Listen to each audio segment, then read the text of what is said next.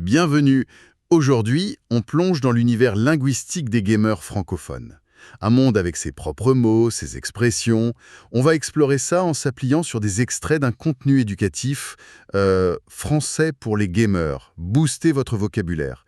L'idée, c'est vraiment de voir comment les joueurs et joueuses communiquent en français au quotidien. Et la source souligne un truc intéressant.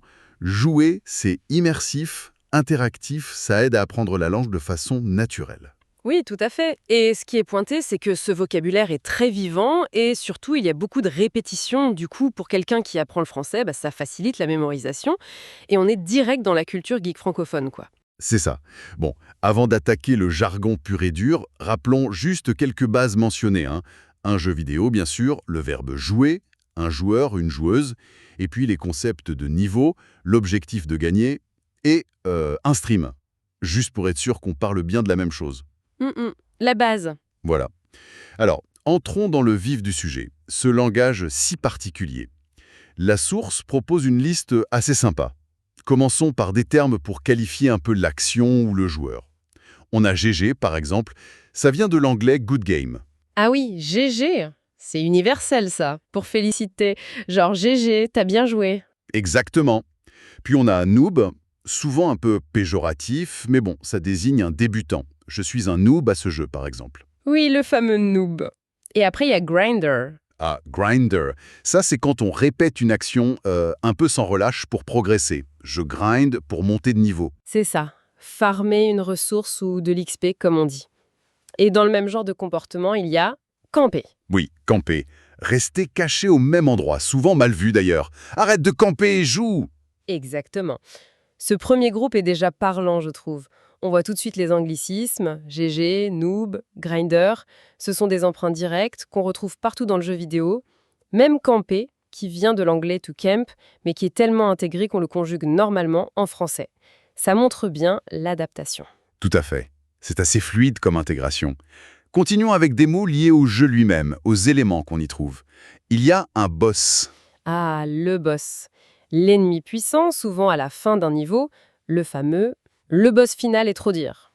C'est ça. Et ce qu'on obtient en récompense, c'est un loot. Le loot, oui, indispensable.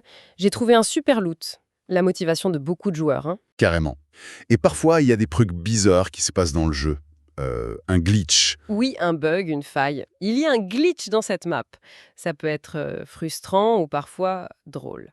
Et pour les actions réussies, on parle d'un combo. L'enchaînement parfait. Ce combo est incroyable. Très satisfaisant quand on le réussit. Là encore, on voit bien le mélange, non?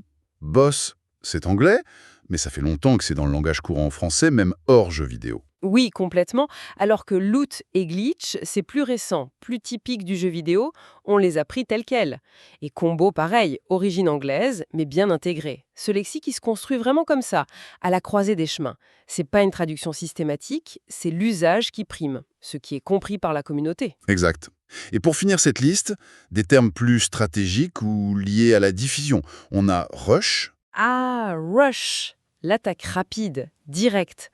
On va rusher l'équipe adverse. Une tactique de base dans beaucoup de jeux. Emprunt direct aussi. et enfin, un stream, la diffusion en direct. Bien sûr, le stream. Très populaire aujourd'hui avec Twitch et autres. Je regarde un stream ce soir. Encore un mot anglais, devenu standard? Donc on voit bien, ce vocabulaire, c'est pas juste des mots jetés comme ça. Non, pas du tout. Ça véhicule des stratégies, des façons de jouer, toute une culture en fait. D'ailleurs, la source insiste bien là-dessus. Le contexte est clé.